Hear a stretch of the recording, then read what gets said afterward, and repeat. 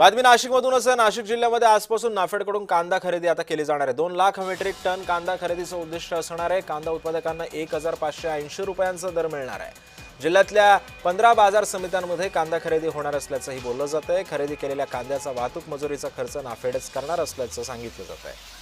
कांदा खरेदी प्रक्रिया पारदर्शक आणि सुरळीत करण्यासाठी प्रशासनाकडून विशेष उपाययोजना सुद्धा करण्यात आलेल्या आहेत। यासाठी कांदा खरेदी केंद्रांवरती गैरप्रकार टाळण्यासाठी सीसीटीव्ही कॅमेऱ्यांची व्यवस्था सुद्धा असणार आहे।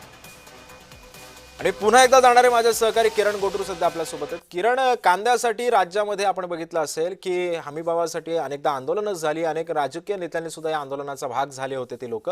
मात्र आता सुद्धा नाफेडकडून कांदा खरेदीला आता वाव मिळणार आहे। चांगला दर मिळण्याची अपेक्षा शेतकऱ्यांना काय माहिती आहे?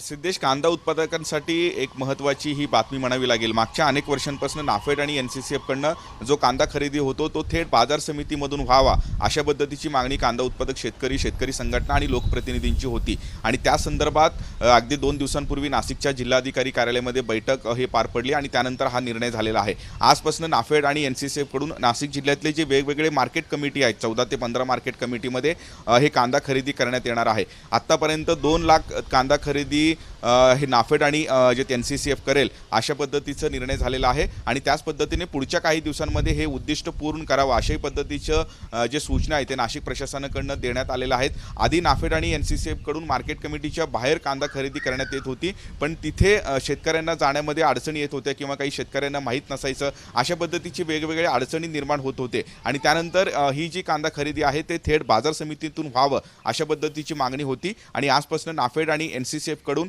हे 2 लाख मेट्रिक टन जो कांदा खरेदी आहे तो थेट बाजार समितीमधून करण्यात येणार आहे आणि 1580 रुपये दर हे निश्चित करण्यात आलेला आहे। आणि त्यामुळे आता शेतकऱ्यांसमोर व्यापारी आणि नाफेड NCCF असे 3 पर्याय जे एकूणच उपलब्ध असणार आहे।